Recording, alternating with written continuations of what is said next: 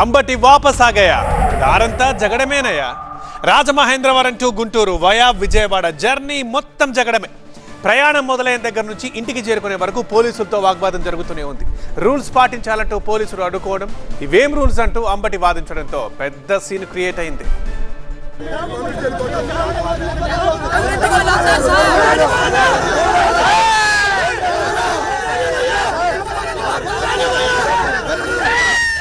Visuals చూశారుగా.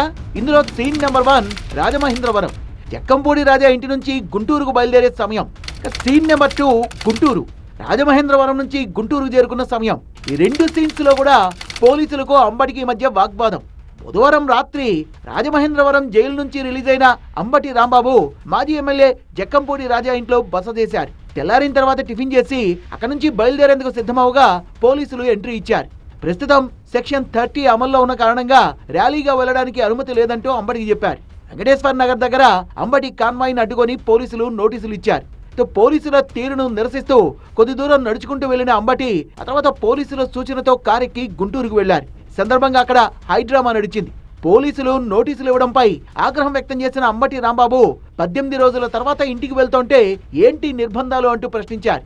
Jail నుంచి వెళ్ళేటప్పుడు 10 మంది వస్తారు, పలకరిస్తారు, 10 మంది ఫాలో అవుతారు. What is wrong in it అంటున్నా.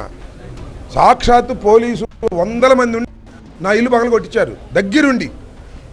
ఇవాళ నేను వెళ్తానికి మళ్ళీ దగ్గరుండి ఆంక్షలు పెడుతున్నారు. వాట్ ఈజ్ దిస్ అని అడుగుతా ఉన్నా నేను. ఏపీలో పోలీస్ రాజ్యం నడుస్తోందన్న వైసీపీ నేత జక్కంపూడి రాజా ఓ మాజీ మంత్రితో పోలీసులు ప్రవర్తించిన తీరు సరిగా లేదన్నారు.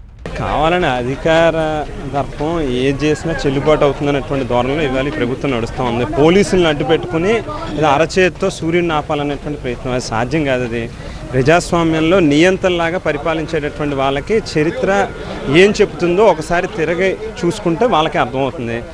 గుంటూరులోకి అంబటి రాంబాబు కాన్వాయ్ ఎంట్రీ అవగానే పోలీసులు అడ్డుకున్నారు. ర్యాలీగా వెళ్లేందుకు అనుమతి లేదని, అంబటి వాహనాన్ని ఒక్కటే అనుమతిస్తామని చెప్పారు. అక్కడ కూడా వాహనం దిగి నడుచుకుంటూ వెళ్తున్న అంబటిని పోలీసులు అడ్డుకున్నారు. దీంతో మరోసారి హైడ్రామా.